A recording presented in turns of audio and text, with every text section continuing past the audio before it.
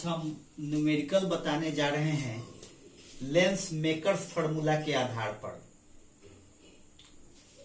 जिसमें पहला क्वेश्चन है कि एक डबल कॉन्वेक्स लेंस बनाना है। किस चीज का, किस मटेरियल का? ग्लास का, जिसका रिफ्रैक्टिव इंडेक्स दिया हुआ है 1.55। कैसा बनाना है? 20 सेंटीमीटर फोकल लेंथ का double convex lens. Double convex lens का मतलब दोनों सरफेस जिसका कॉन्वेक्स है और दोनों सरफेस जो है इक्वल रेडियस ऑफ कर्वेचर का होना चाहिए। तो 20 सेंटीमीटर फोकल लेंथ का लेंस बनाने के लिए कितना रेडियस ऑफ कर्वेचर रखा जाए, यही क्वेश्चन है। मान लीजिए कि यह लेंस हमको बनाना है, मटेरियल है ग्लास, रिफ्रैक्टिव इंडेक्स 1.55 दिया हुआ है और कितने फोकल लेंथ का बनाना है? 20 सेंटीमीटर फोकल लेंथ का बनाना है। Equal radius of curvature, equal curvature रखना है। कितना रेडियस ऑफ कर्वेचर रखिएगा कि 20 सेंटीमीटर फोकल लेंथ का लेंस बनेगा। तो सबसे पहले फॉर्मूला क्या बताए हैं? फॉर्मूला बताए हैं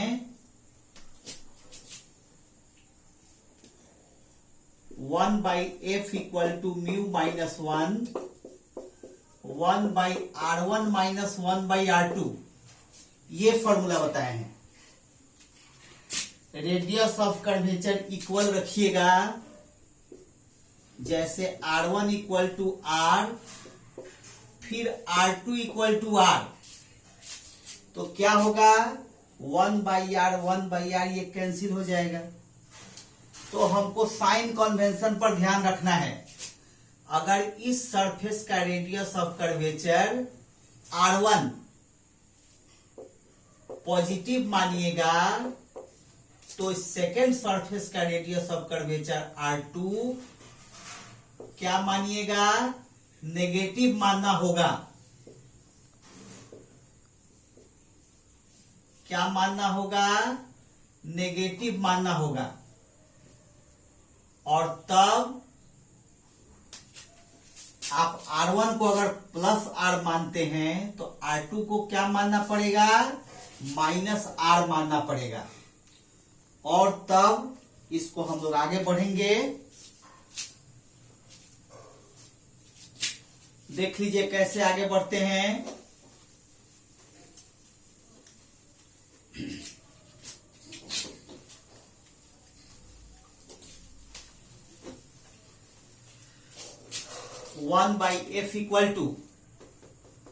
now 1/f = μ-1। म्यू कितना है? 1.55 -1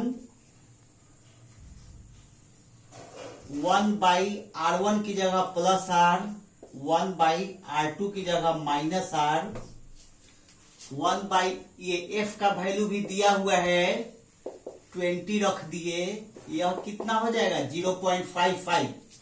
और ये हो जाएगा 1/r + 1/r, फिर 0.5 × 2/r 1/20 और r = 0.55 × 2 × 20। इसको मल्टीप्लाई कीजिएगा, कितना होगा? 22 सेंटीमीटर। यही आंसर हो गया।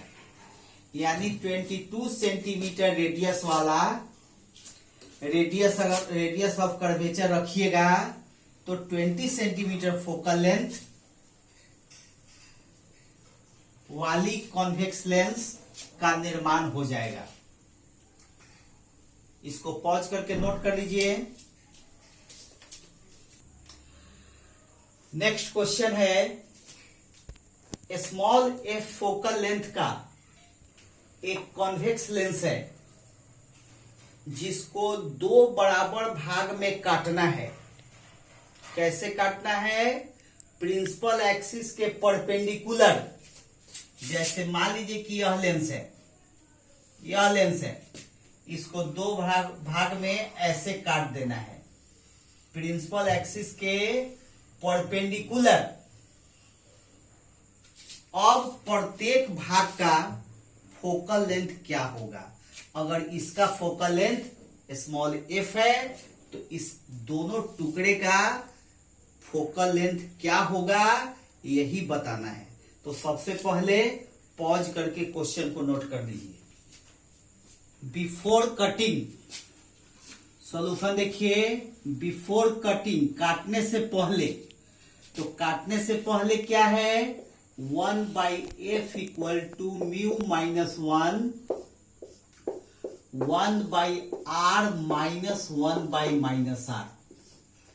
एक का पॉजिटिव लिए, दूसरे का नेगेटिव लिए। क्या होगा? 1/f equal to mu minus 1/r plus 1/r, यानी कि 1/f equal to mu minus 2/r, और 1/f equal to 2 mu minus 1/r, 2 mu minus 1/r। इसलिए f इक्वल टू कितना होगा? r/2 mu minus 1। ये हो गया बिफोर कटिंग। पहले पॉज करके नोट कीजिए।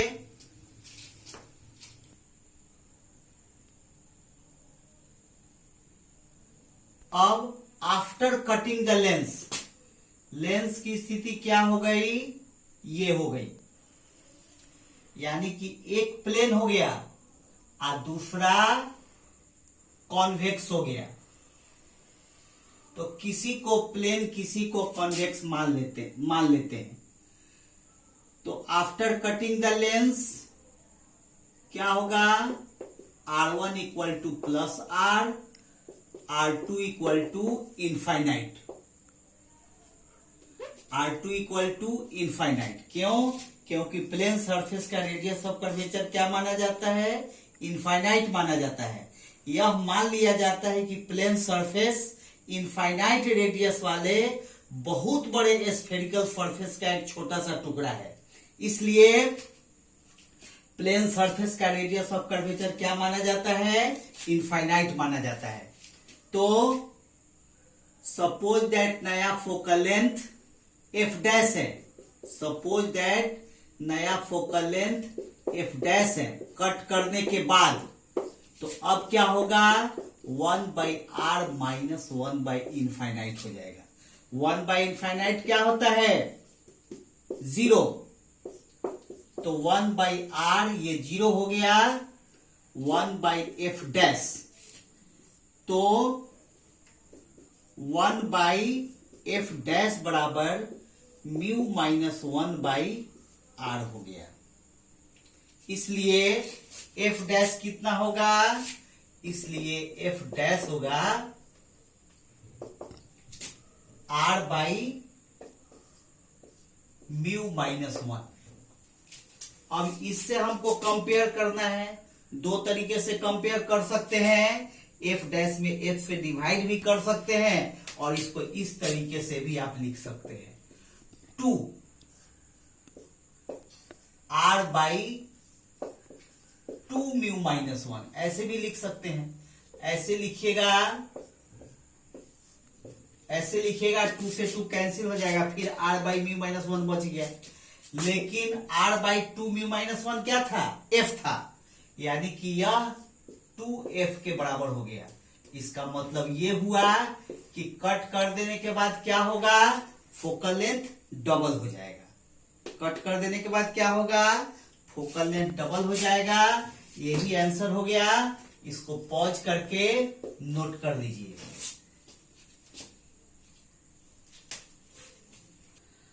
नेक्स्ट क्वेश्चन है, ये सिचुएशन दिया हुआ है, ये एक लेंस है जिसका रिफ्रैक्टिव इंडेक्स μ2 है।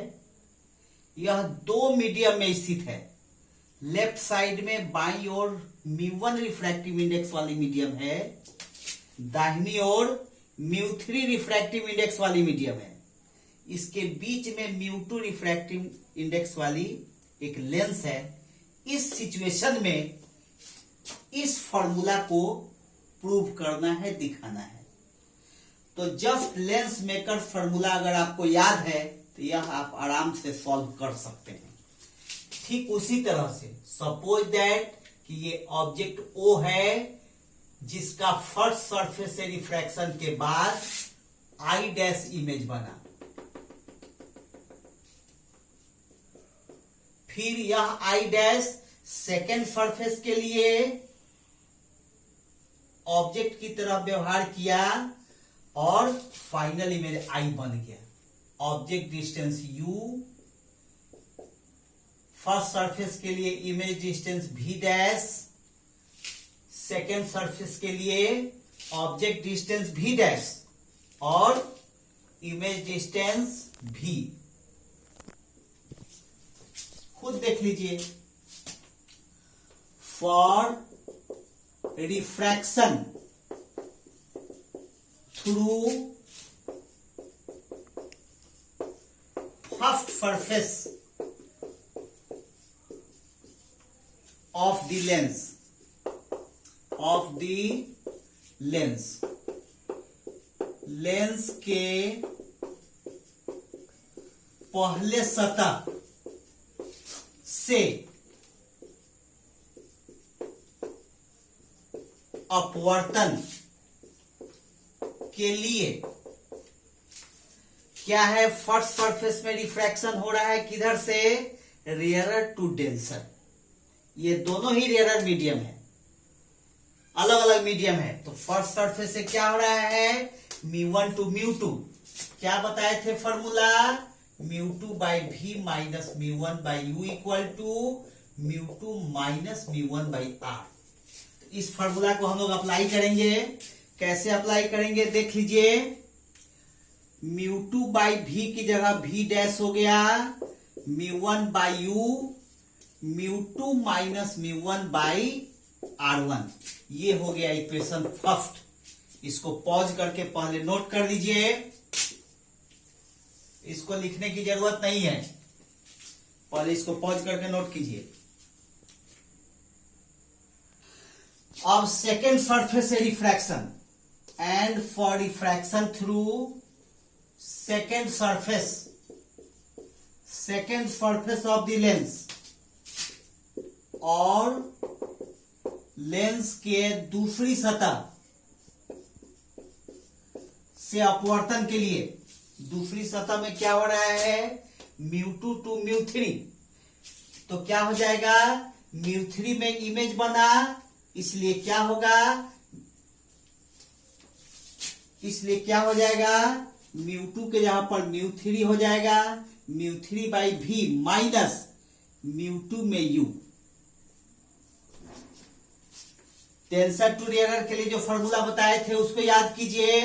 क्या बताए थे, μ1 by v minus μ2 by u equal to μ1 minus μ2 by r, यह बताए थे।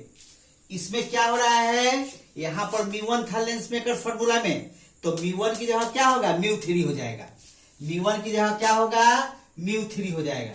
तो μ1 की जगह μ3, μ2 बाई म्यू अपनी जगह पर रहेगा। फिर u की जगह पर क्या है, सेकेंड सरफेस के लिए u की जगह पर v डैश है, तो हम लोग v डैश डालेंगे। यहां पर μ2 माइनस μ3, एक मिनट, μ1 माइनस μ2 था लेंस मेकर फॉर्मूला में, μ1 की जगह μ3 हो जाएगा। तो क्या होगा, μ3 माइनस μ2 बाई r2। ये सेकेंड इक्वेशन हो गया। इसको पॉज करके नोट कर लीजिए, साइड में इसको लिखिएगा, लेकिन ऐसे करके, यानी इसकी आवश्यकता नहीं है। ये केवल आपके समझने के लिए है, इस क्वेश्चन के आंसर का यह भाग नहीं है, आपके समझने के लिए हम लिखे हैं। पॉज करके नोट कर लीजिए। अब क्या करेंगे, दोनों इक्वेशन को ऐड करेंगे। यह इक्वेशन फर्स्ट था, यह इक्वेशन सेकंड है। दोनों का लेफ्ट साइड पहले ऐड करेंगे। Adding equation first and second क्या होगा, μ2 by v dash minus μ1 by u plus second का भी left side μ3 by v minus μ2 by v dash equal to. अब राइट साइड को ऐड करेंगे। तो फर्स्ट इक्वेशन में था μ2 minus μ1 by r1, μ2 minus μ1 by r1। और सेकेंड इक्वेशन का राइट साइड था μ3 माइनस μ2 बाई r2। अब देख लीजिए क्वेश्चन सॉल्व हो गया आपका। ये μ2 बाई भी डैश से μ2 बाई भी डैश कैंसिल हो गया, इसलिए μ3 by v minus μ1 by u equal to μ2 minus μ1 by r1 plus μ3 minus μ2 by r2। यही प्रूफ करना था, ये प्रूफ हो गया।